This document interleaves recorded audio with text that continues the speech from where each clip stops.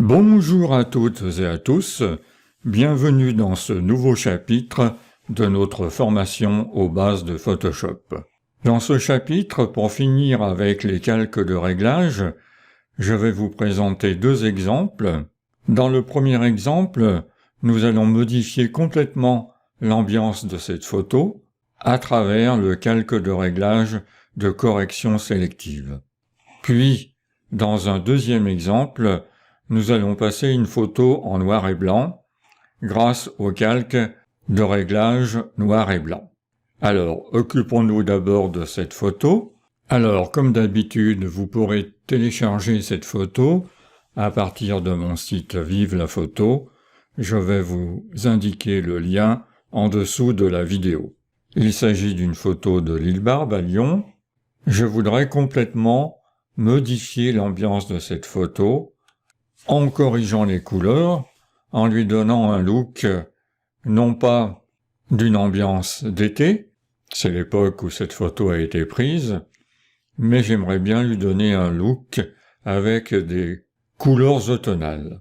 Pour ce faire, la correction sélective des couleurs va me permettre de modifier l'ambiance. Vous allez voir comment. Alors, pour garder les bonnes habitudes, je fais CTRL-J pour dupliquer mon calque d'arrière-plan, et je renomme mon nouveau calque par île Barbe, par exemple. Voilà, là-dessus je vais appliquer mon calque. Je vais donc ouvrir les calques de réglage grâce à l'icône du bas du panneau de calque, et là nous allons travailler avec le dernier calque de la liste, correction sélective. Voilà, les propriétés s'ouvrent sur ma photo.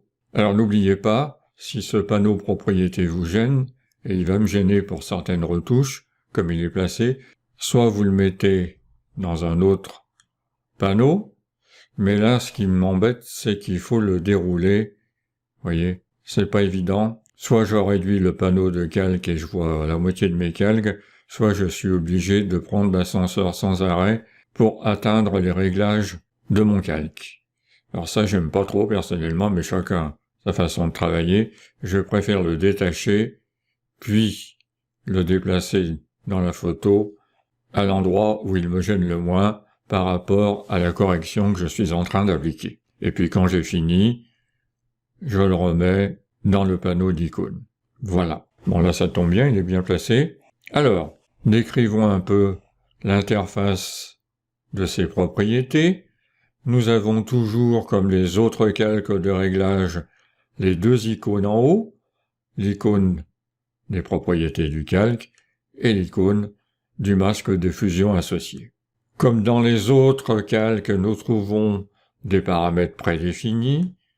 Alors là, il n'y en a pas, il y a juste par défaut, et puis il attend que je lui en fournisse en personnalisant des paramètres et en enregistrant par le menu du panneau propriétés, enregistré comme un paramètre prédéfini.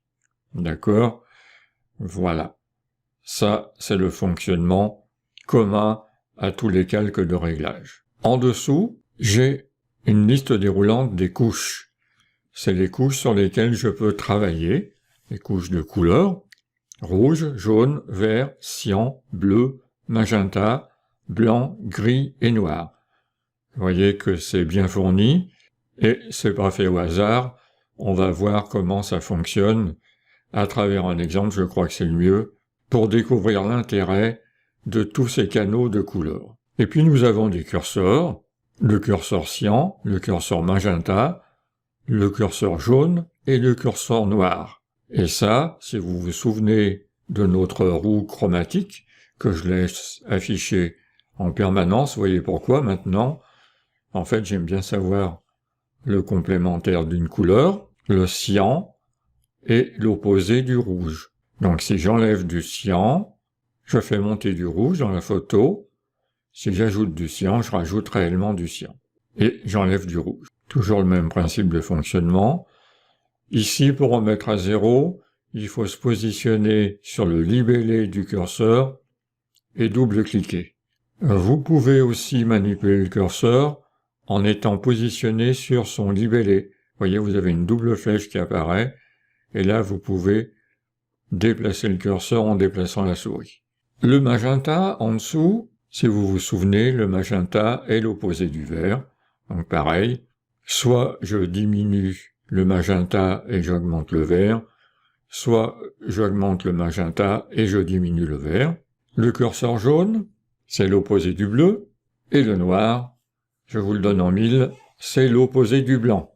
Et en dessous, deux modes de fonctionnement, soit on fonctionne en mode relatif, soit on fonctionne en mode absolu. Je vais vous expliquer tout ça concrètement à travers mon exemple. Donc cette photo, j'aimerais lui donner un look automnal, une ambiance d'automne. Pour ce faire, je vais corriger sélectivement certains canaux. Alors tout d'abord, je vais modifier le ciel. Pour corriger le ciel, logiquement, je suis dans le canal bleu. Donc je vais choisir le canal bleu. Voilà. Et ce ciel, j'aimerais le rendre beaucoup plus présent. Donc pour ce faire, je vais pousser les noirs pour assombrir le ciel et faire monter le détail des nuages. Vous voyez, et dans les bleus seulement, le ciel s'assombrit. Vous voyez, si je pousse dans l'autre côté, il s'éclaircit. Si j'augmente les noirs, et là je peux y aller franchement même, le ciel s'assombrit et prend plus de présence, plus de caractère. Alors si je travaille pas en mode relatif, en mode absolu, vous voyez que le ciel est beaucoup plus terne, il est moins lumineux, peut-être que les détails sont plus nettement définis, mais là on va rester en mode relatif. J'aime beaucoup les ciels lumineux et un peu plus saturés. Dans un ciel, il y a aussi du cyan, donc je vais faire la même chose dans le canal cyan. Je vais dans le canal des cyans, ici, et je vais pousser les noirs pour faire monter du détail encore, et rendre ce ciel beaucoup plus présent, beaucoup plus caractérisé. Alors, je vais y aller à fond aussi sur les noirs, vous voyez, je ne touche vraiment que le ciel, là en plus. Pourtant, il doit y avoir des cyans ailleurs dans la photo. Alors, regardez toujours ce que ça donne en mode absolu. Si vous avez des doutes, moi je trouve que c'est pas terrible, ça fait une image un peu plate. Pour avoir une image un peu plus caractérisée, je préfère le mode relatif. On a une image beaucoup plus saturée. Maintenant, je vais m'attaquer à la verdure. Donc je voudrais quelque chose de beaucoup plus jaune et orangé aux couleurs de l'automne. Alors logiquement, il faut que je touche le canal des verts. Voilà, je vais pousser un petit peu tout ceci, voilà. Alors, je vais chercher le canal des verts. Voilà. Et sur les verts, je vais essayer d'augmenter les jaunes. Voilà. C'est pas simple. Et d'enlever du cyan. Si j'enlève du cyan, alors je vous remontre avec ma roue chromatique adorée, je fais monter du rouge. On est bien d'accord? Voilà. C'est pas très flagrant dans les verts, mais ça a bougé un peu. Je vais les éclaircir un petit peu avec, en faisant monter du noir, en enlevant du noir. Voilà. Sur cette image, j'ai l'impression que la verdure est surtout dans les jaunes. Je vais dans le canal des jaunes. Voilà. Je vais essayer d'augmenter les jaunes. Comme ceci. Je vais enlever du cyan, toujours avec la même logique. Ah, là ça marche beaucoup mieux. Pour avoir donc un rouge orangé. Je vais rajouter du magenta. Même un petit peu plus. Vous voyez, ça commence déjà à changer. Si je regarde avant-après avec l'œil qui est en bas du panneau propriété, vous voyez avant, après, quand même là je commence à avoir une ambiance beaucoup plus automnale, et dans la verdure et dans l'eau, parce que l'eau c'est le reflet de la verdure, donc on est dans les mêmes tonalités que la verdure. Comme pour les verts, je vais désaturer un peu avec le curseur noir. Je vais faire monter de la lumière, voilà, comme ceci. Là, c'est pas mal. Vous voyez déjà, en travaillant sur des canaux pertinents, je suis arrivé à caractériser mon ciel et à donner cette ambiance jaune-orangé à la photo. Regardons avant et après, avec l'œil sur le calque. Voilà, avant, sans le réglage, et après, avec le réglage. J'ai quelque chose déjà de plus intéressant. Maintenant, je vais jouer sur l'ambiance tonale de la photo, c'est-à-dire sur les tons moyens, sur les tons clairs et sur les tons foncés, pour encore renforcer cette ambiance couleur d'automne. Poussons encore ce panneau. Donc comment je vais faire? Toujours avec ce réglage, tout est possible. Je vais aller sur les canaux de blanc, de gris et de noir, et là je vais bien jouer sur mes tons clairs, mes tons moyens et mes tons foncés. Allons sur les tons moyens d'abord. Alors sur les tons moyens, je vais faire monter du rouge en enlevant du cyan. Vous voyez, c'est très sensible là par contre. Dans cette photo, vous voyez, il y a beaucoup de tons moyens. Alors je vais y aller très très doucement là. Je vais monter du jaune. Pas trop non plus. Un petit peu de magenta. Rajouter un peu cette ambiance rosâtre aussi. Et peut-être jouer sur les noirs, rendre la photo un peu plus lumineuse comme ceci. Voilà, quelque chose comme ça. Pour les tons sombres, je vais dans le canal de noir. Voilà. On va rajouter un peu de noir pour assombrir un poil. Vous voyez, il n'en faut pas trop. Hein. Les tons sombres. Sur le cyan, j'en mets très peu. Sur le magenta, j'en rajoute un peu. Et du jaune, je le laisse comme il est, voilà. Et sur les tons clairs, donc les blancs, je vais juste peut-être enlever des noirs pour éclaircir un peu. Voilà. Là, ce qui me gêne un peu dans cette image, c'est que l'eau est devenue vraiment trop rouge.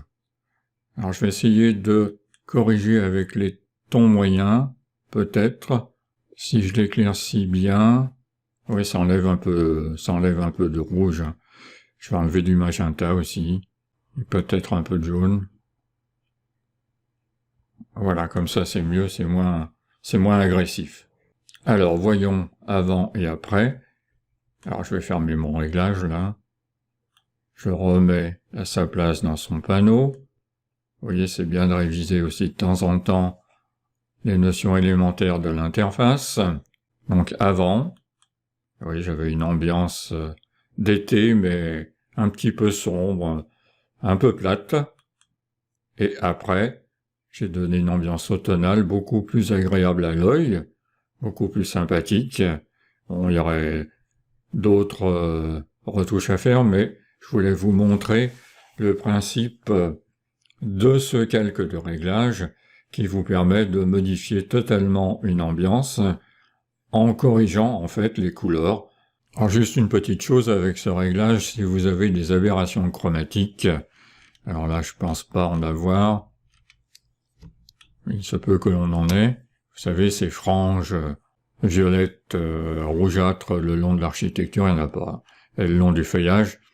Si vous avez des aberrations chromatiques, attention, ce réglage va fortement les augmenter.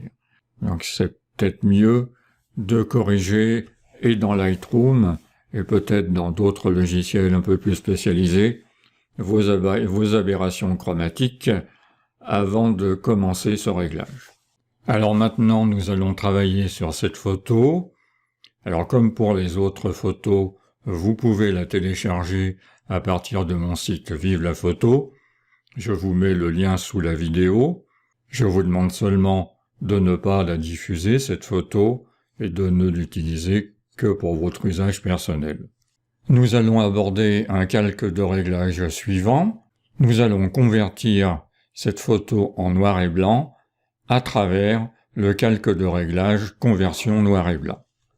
Alors première chose, CTRL-J, vous vous souvenez, on duplique l'arrière-plan, je vais l'appeler Laura.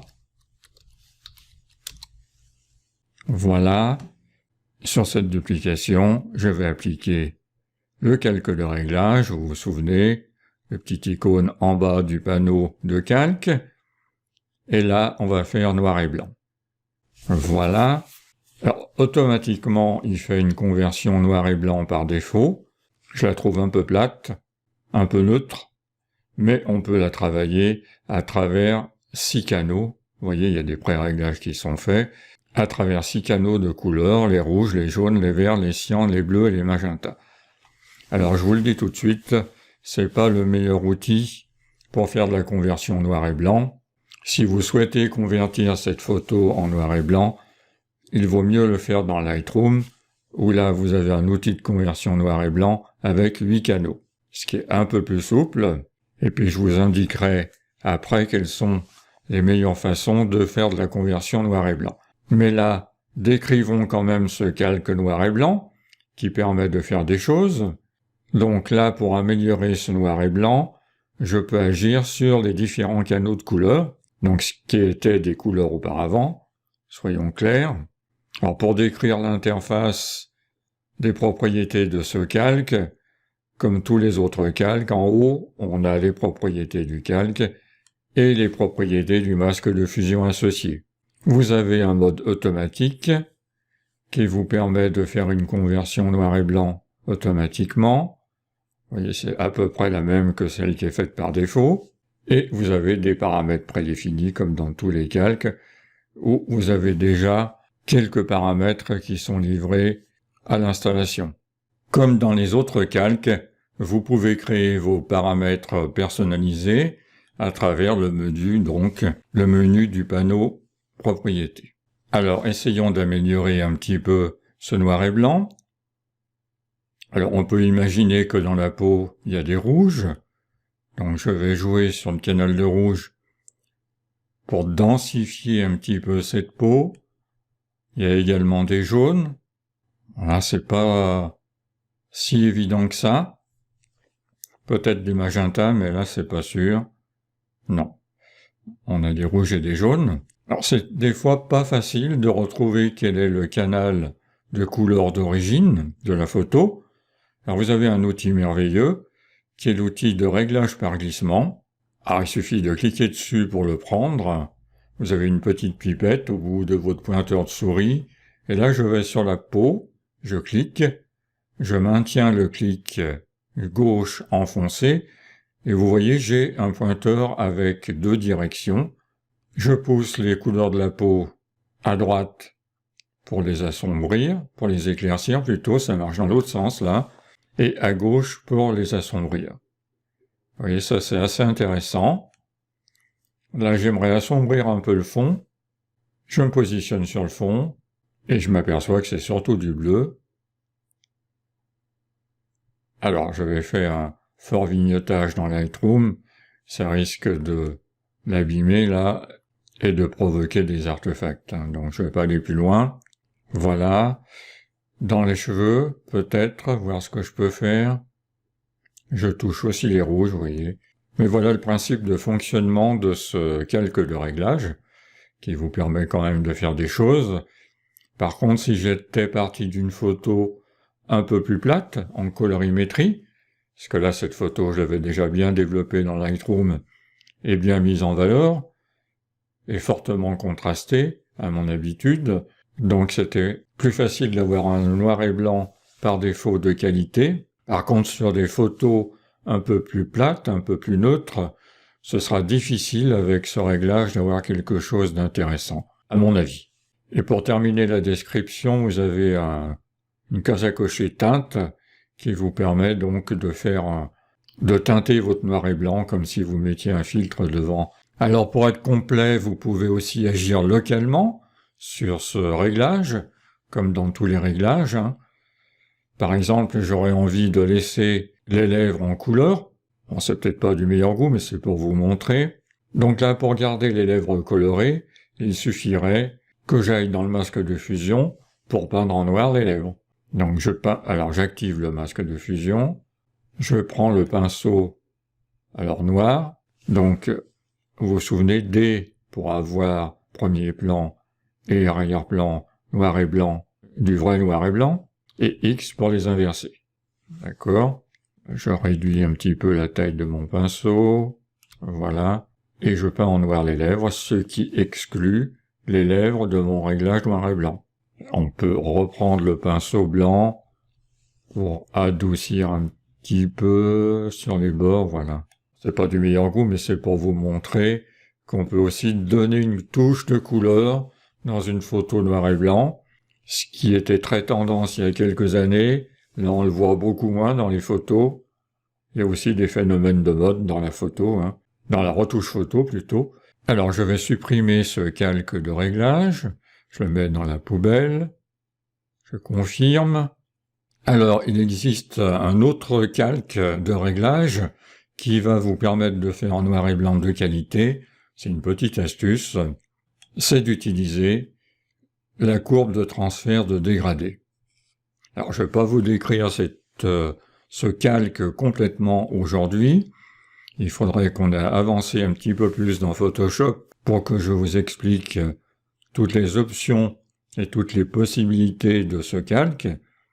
Mais là, je vais vous montrer comment rapidement faire un noir et blanc de qualité. Voilà.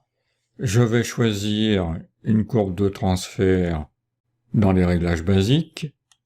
Et je vais prendre le troisième choix. Vous voyez déjà, j'ai quelque chose de beaucoup plus sympathique, avec une plage de dynamique bien meilleure, un noir et blanc bien plus densifié qu'avec le calque de réglage précédent. Et puis je peux l'améliorer en cliquant sur le dégradé, sur la bande de dégradé. Là, j'ai plein d'options. Alors, je vous fais rapidement, je vous expliquerai ça bien plus en détail plus tard. Là, je peux resserrer les noirs, c'est-à-dire les écrêter, en disant ma plage de noir en sortie, elle part d'ici. Pareil pour les blancs, je peux également les écrêter, vous voyez, ce qui renforce un petit peu la dynamique encore. Et vous avez un curseur central entre les deux qui vous permet d'équilibrer le pourcentage de noir et le pourcentage de blanc. Je vais vous montrer. Je le pousse vers la droite, j'augmente la plage de noir. Je le pousse vers la gauche. Devinez ce qui va se passer. J'augmente la plage de blanc. Alors, il faut trouver un bon équilibre entre les deux pour avoir quelque chose d'assez sympathique. Voilà, par exemple, un noir et blanc que j'aime beaucoup. Voilà. Très rapidement, vous pouvez vous amuser à faire ça.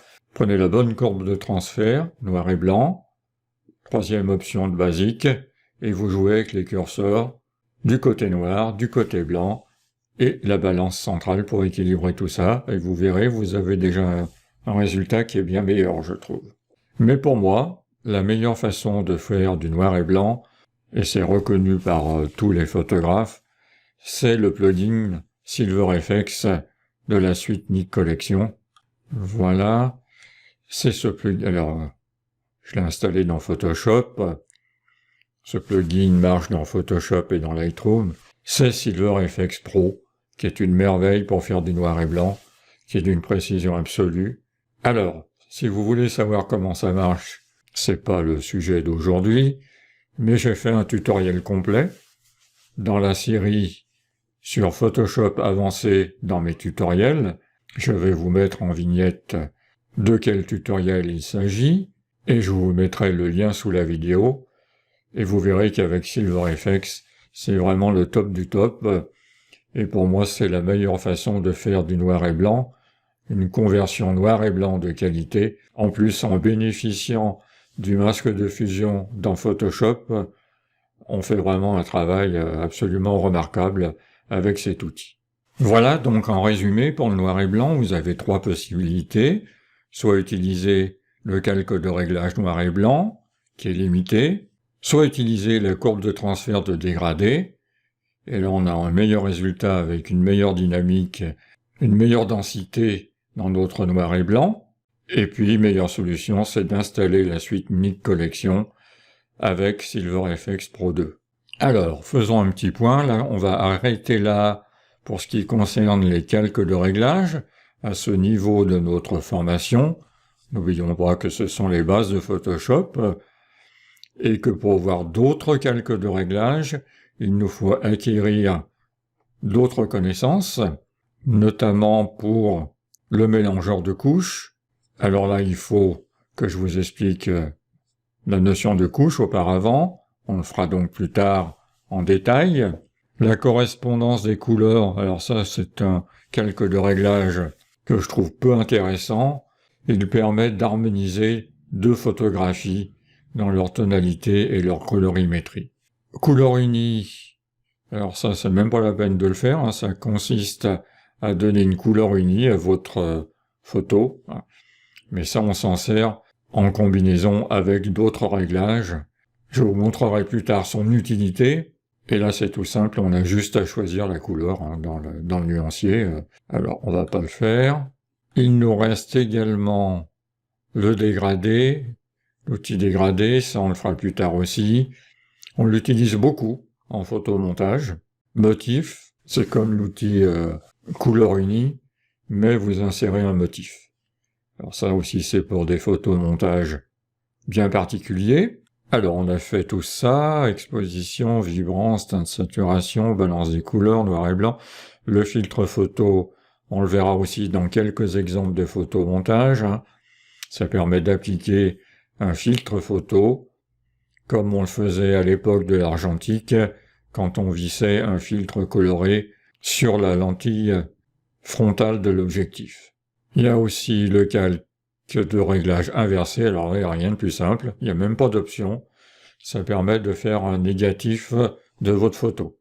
Ça peut être intéressant dans certains cas, dans certains photomontages aussi, et notamment je l'utilise dans Photoshop avancé. Alors il nous reste également le calque de réglage Isoeli, je vais vous montrer ce que ça donne. Alors on va enlever le négatif à la poubelle. Voilà, j'applique le calque de réglage Isoeli. Vous voyez, j'obtiens des effets comme ceci, qu'on peut régler avec un curseur. Il faut que ça plaise, hein. Et il faut que ce soit utile. J'avoue ne jamais l'utiliser, mais peut-être que c'est utile dans certains effets particuliers. Alors, on va le mettre à la poubelle, j'aime pas du tout ce que ça donne là, tout du moins. Et il nous reste aussi l'effet de seuil. Alors ça peut être intéressant. Je vous montrerai un exemple de photomontage plus tard, dans lequel on peut utiliser ce calque de réglage pour travailler sur un personnage. Donc il est tout simple, hein. Il suffit de régler le seuil. Là aussi ce sont des calques de réglage assez simples à manipuler, mais dont l'utilité est à démontrer dans les photomontages. Alors là aussi je vais l'enlever. Voilà, nous en avons terminé avec les calques de réglage pour le moment. On en a vu beaucoup. Je vous ai bien décrit ceux qui servent le plus souvent dans les photomontages. Vous allez les retrouver sans arrêt. Nous allons aborder dans les prochains tutoriels une notion essentielle aussi à la retouche photo, c'est la notion de sélection. Alors nous allons voir différents outils de sélection et différentes techniques de sélection. Je vous remercie infiniment d'avoir suivi mon tutoriel. J'espère qu'il vous aura intéressé. Et je vous donne donc rendez-vous pour très bientôt dans un nouveau tutoriel, toujours sous Photoshop.